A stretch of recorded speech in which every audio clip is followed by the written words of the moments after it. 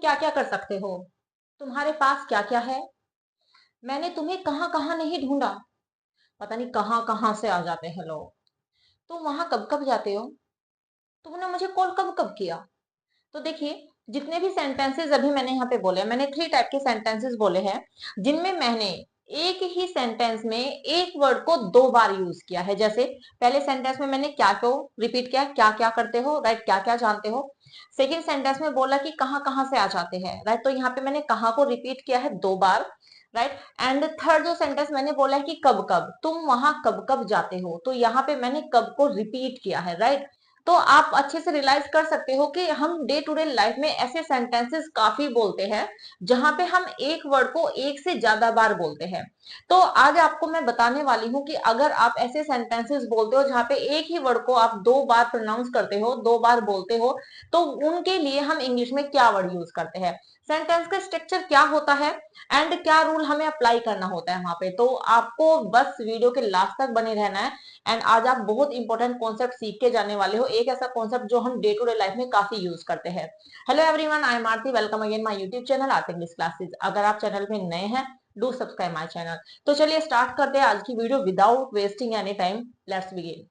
तो चलिए समझ लेते हैं कि ऐसे वर्ड्स के लिए जो 2 बार रिपीट होते हैं हम कैसे यूज करते हैं इनको सेंटेंसेस में। बहुत ही सिंपल सा कॉन्सेप्ट है, तो चलिए चुटकी में आपको आ जाने वाला है। लेकिन कैसे हम सेंटेंसेस को बनाएंगे वो भी जानना है आपको। तो चलिए सबसे पहले देख लेते हैं क्या को। देखिए, ये तो आई थिंक सभी जानते हैं कि क्या को इंग्लिश में हम वोट कहते हैं, राइट। तो क्या को हम बोलते हैं वोट, एंड कहाँ को हम कहते हैं वेयर। ये भी आई थिंक सभी जानते हैं, बहुत ही बेसिक सा कॉन्सेप्ट है ये। इंटरोगेटिव वर्ड्स कहा जाता है इनको, या फिर हम इनको डब्ल्यू एच फैमिली भी कह सकते हैं। वाई? बिकॉज ये भी डब्ल्यू एच से स्टार्ट है, ये भी डब्ल्यू एच से स्टार्ट है। देखिए, जितने भी क्वेश्चन वर्ड्स होते हैं केवल हाउ को छोड़कर, जैसे what, where, who, which, whom, why, अगर आप इनको अच्छे से देखोगे तो आपको ये पता चलेगा कि सारे के सारे डब्ल्यू एच से स्टार्ट होते हैं। एंड डब्ल्यू एच से स्टार्ट होने की वजह से हम इनको डब्ल्यू एच फैमिली भी कहते हैं, राइट। एंड क्वेश्चन वर्ड्स तो हम इनको कहते ही कहते हैं, राइट।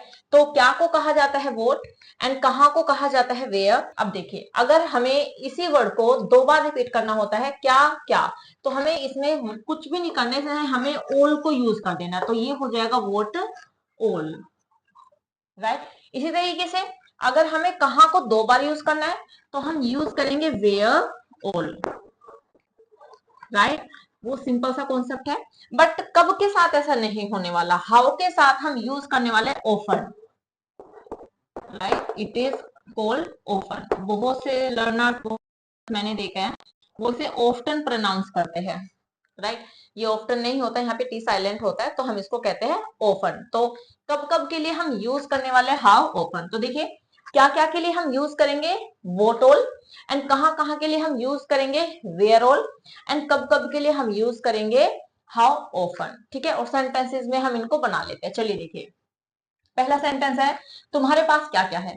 अब देखिए, सिंपल सेंटेंस है जहां पे हम हैज हैव हैड का यूज करते हैं। प्रेजेंट में हैज हैव का यूज होता है जब कोई पोजीशन दिखाई जाती है, राइट। सिंगुलर नंबर के साथ हैज, प्लूरल के साथ में हैव, और पास्ट की अगर बात होती है तो हैड का यूज होता है। तो तुम्हारे पास क्या क्या है, what all do you have, right, what all do you have, question mark, right. तो सेंटेंस हो गया व्हाट ऑल क्या क्या, राइट, डू यू हैव, तुम्हारे पास क्या क्या है। नेक्स्ट देखिए, तुम क्या क्या जानती हो, what all do you know, right. तो सेंटेंस हो गया। देखिए, प्रेजेंट इंडेफिनिट का सेंटेंस आप अच्छे से समझ भी सकते हो।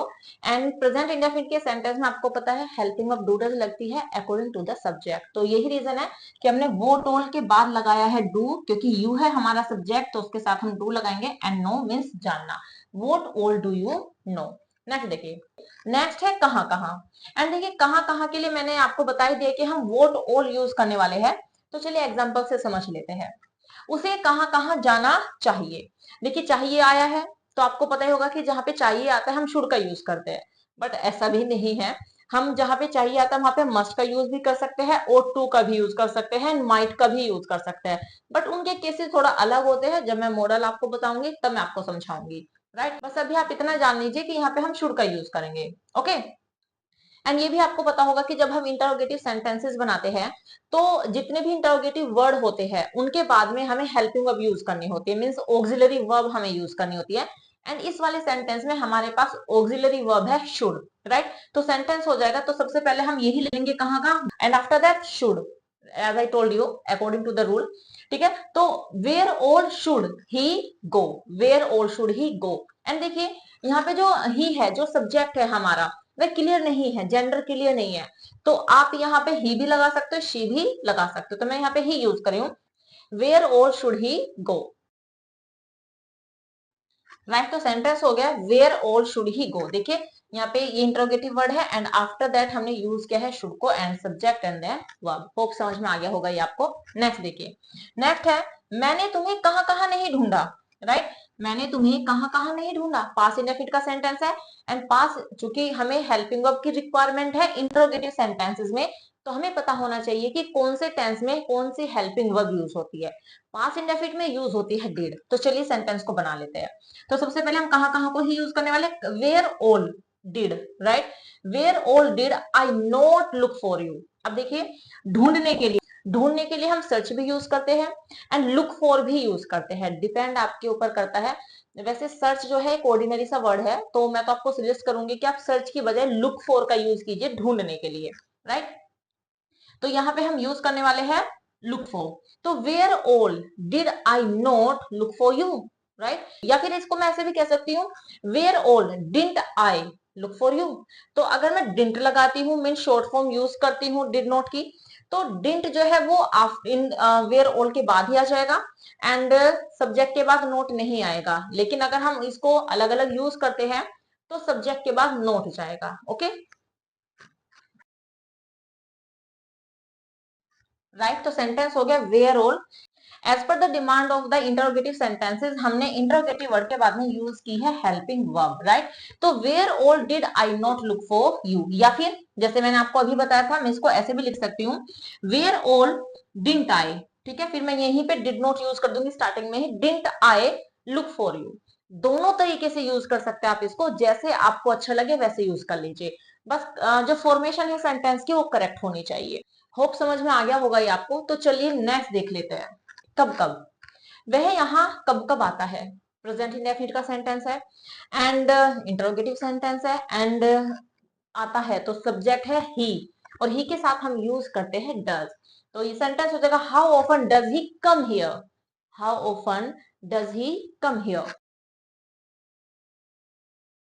राइट। तो सेंटेंस हो गया how often does he come here, वह यहाँ कब कब आता है। नेक्स्ट देखिए, तुमने मुझे कब कब बुलाया, राइट। नेक्स्ट सेंटेंस है तुमने मुझे कब कब बुलाया, अभी भी पास्ट का ही है। तो ये आप मुझे कमेंट सेक्शन में लिखकर भेजिए कि आप इसको इंग्लिश में कैसे बोलोगे, कैसे ट्रांसलेट करोगे। होप सारा कॉन्सेप्ट आपको क्लियर हो गया होगा। स्क्रीनशॉट लेना चाहते हो तो ले लीजिए, राइट। तो मुझे लगता है कि बहुत ही इजी सा कॉन्सेप्ट है एंड इम्पोर्टेंट कॉन्सेप्ट है, क्यों, क्योंकि हम डे टू डे लाइफ में काफी सेंटेंसेस ऐसे ही बोलते हैं। होप आपके लिए ये वीडियो यूजफुल होगी एंड बस मिलते हैं नेक्स्ट वीडियो में कुछ और इंपॉर्टेंट फ्रेजेस के साथ में, कुछ और इंपॉर्टेंट इंफॉर्मेशन के साथ में। Till then bye bye, take care, stay healthy and keep learning.